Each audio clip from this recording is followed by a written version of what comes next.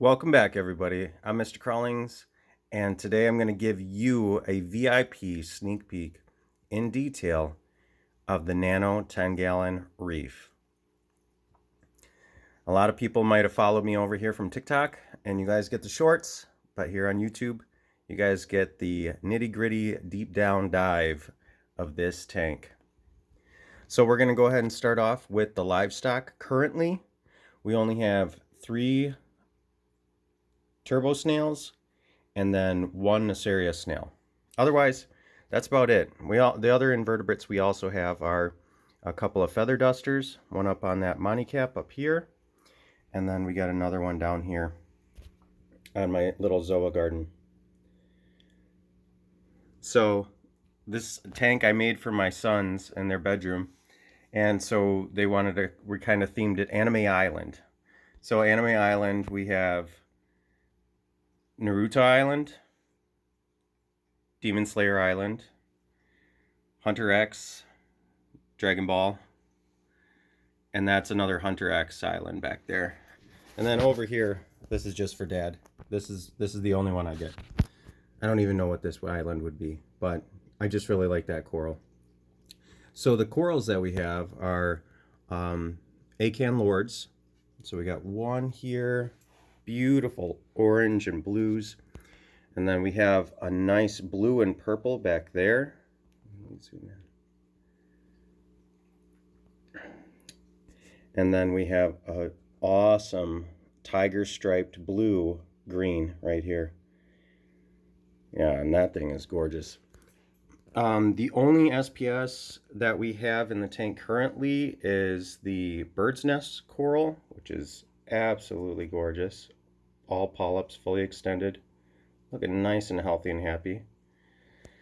So we got to watch our water parameters for these two. And then this beautiful blue with purple polyp, Montipora. And I believe this is an encrusting species. So trying to get it on the edge of that rock so it'll start to encrust over is what I was going for there. But these guys like a lot higher flow and brighter light. So they're at the top of the water column. And then back there we have a hammer. But what's really cool is I noticed on some of those hammers we got some marbling, some purple marbling, which, oh man, I really hope that develops as it grows. And back there, while we're at it, we got a little multicolor colony of zoa, or zoanthids. And then coming forward here in the middle, this little trench, I call it, we have a pink with baby blue chalice. This thing is absolutely stunning. This is what I call my Sakura. So for any Naruto fans. And then over here, my son picked this one out. He actually named it Gerald. I don't even know why. I'm pretty sure it's Gerald. He's going to yell at me later on when he watches this video if it's wrong. But here we got another chalice. And this one's is a... the name for this one is Space Invader Chalice. So that was pretty cool. A lot of the zoas were really generically named because they said that they would be a lot more expensive if they identified all of them. But we got some really nice yellows and blue, like purple. It's hard to tell in the video.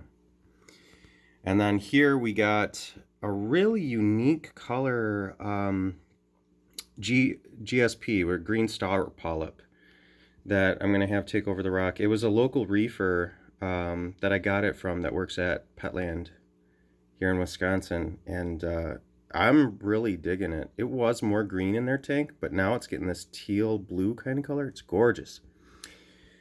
And then over here we got some mushrooms.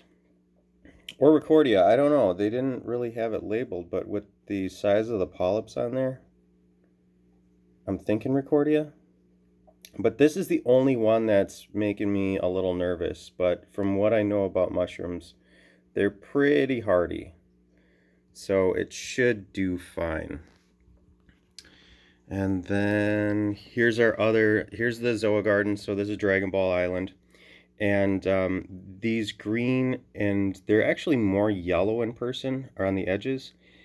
reminded me a lot of a Zoa called Super Saiyan. So I was like, dude, that looks perfect for Dragon Ball Island. And then we have the orange mini Zoas in the back, and then we have these large red ones, which I call like the GT Super Saiyan version, because that was pretty cool, seeing Goku go all red AP. But anyway, and then around the corner here, we got another little cluster of Zoa. These are really cool because the insides are actually more of like a bluish purple, and then the outside is kind of a mustardy yellow. I'm gonna have to get a filter. And then the Duncan that I have in here is getting huge. I can't wait for this guy to split. I'm actually to split and become more branches and stuff like that. I'm actually really falling in love with this guy.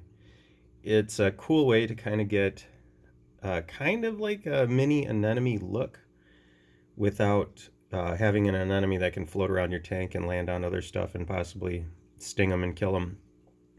So the only other option would be like an elegance coral, which we won't be getting in here.